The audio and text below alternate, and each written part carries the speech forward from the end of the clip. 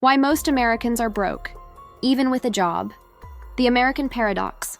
America is the richest country in the world. It has the biggest economy, the most powerful corporations, the most advanced technology. And yet, most Americans are broke, not unemployed, not lazy, not uneducated, working, earning, still struggling. So here's the mystery no one explains properly. How can people in the richest economy on earth work full-time and still live paycheck to paycheck? This isn't about personal failure. It's about a system that quietly changed and left millions behind. The promise that once worked. There was a time when the American dream was real. One job could buy a house, raise a family, pay for education, build savings. That wasn't propaganda.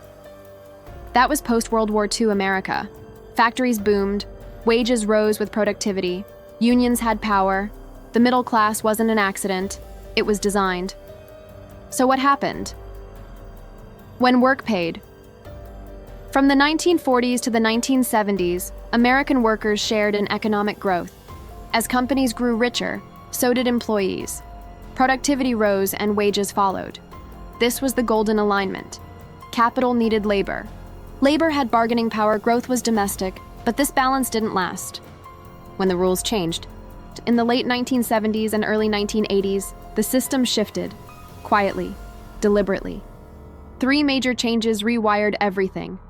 1. Globalization. Jobs moved overseas. Labor became replaceable. Wages stopped rising. 2. Financialization. Companies focused on stock prices, not workers. Short-term profits replaced long-term stability. 3. Decline of unions. Worker bargaining power collapsed. Wages stagnated. The economy kept growing. Paychecks didn't. Debt fills the gap. Here's the key moment most people miss. When wages stopped rising, debt replaced income. Credit cards, student loans, car loans, mortgages. Living standards didn't fall immediately, they were financed.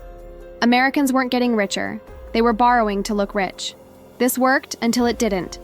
Costs outpace income. Over time, essential costs exploded. Housing prices surged. Healthcare became unaffordable. Education turned into lifetime debt. Childcare costs rivaled rent. Meanwhile, wages barely moved. Benefits shrank. Job security disappeared.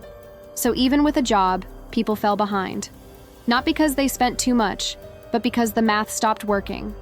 The modern work trap. Today's American worker faces a brutal reality. Full-time work no longer guarantees stability. Raises don't match inflation. Emergency savings are rare. One medical bill can destroy finances. This isn't laziness. It's structural compression. Income is squeezed. Costs are inflated. Debt fills the gap. A nation under financial stress, living paycheck to paycheck, does something dangerous. It removes flexibility, long-term thinking, risk-taking. People delay. Marriage.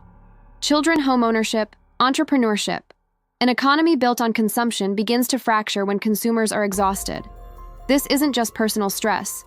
It's systemic fragility. Why nothing seems to work? Politicians offer solutions, but most miss the root problem. Raising minimum wage helps but doesn't fix costs. Tax cuts boost markets, not paychecks. Stimulus checks provide relief, not stability.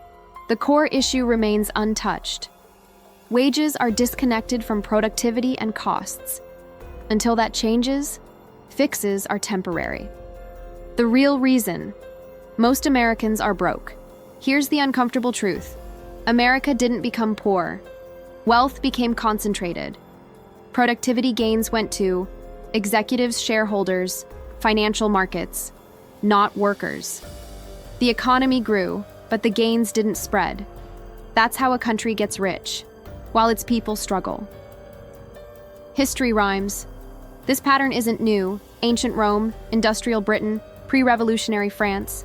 In each case, wealth concentrated. Labor weakened, debt expanded, social tension rose. When work stops paying, stability erodes. History is clear on this. Why this matters more than ever.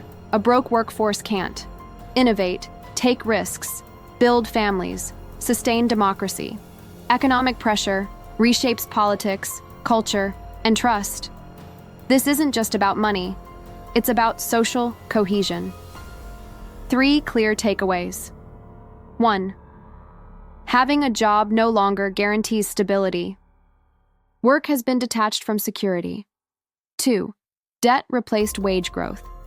Borrowing masked decline until it couldn't. 3. Systems decide outcomes. Personal effort matters, but structure matters more. The cost of ignoring this. When people work hard and still fall behind, frustration turns into anger. Not overnight, not loudly, but steadily. History shows what happens next. The question isn't whether the system can continue, it's how long. If you want more honest explanations of how money, power, and systems really work, beyond politics and motivation talk, subscribe, because understanding the game is the first step to escaping it.